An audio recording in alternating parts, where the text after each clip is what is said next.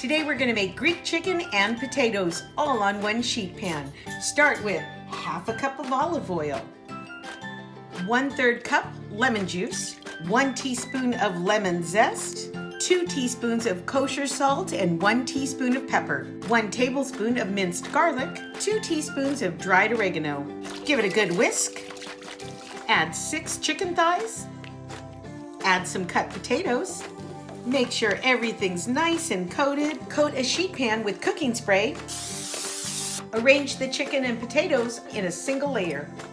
Bake for approximately 45 minutes in a 400-degree oven.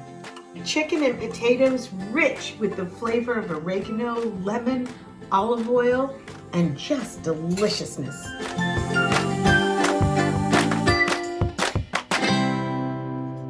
Thank you very much for watching this video. Please click that like button.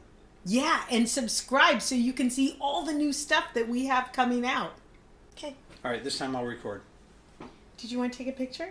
You don't even believe me anymore. No, because you're like Joe Casas now with his dad jokes. You don't even believe me when I say I wasn't recording. Do we want to drop this stuff off or do we want them to come pick it up? I'm cooking.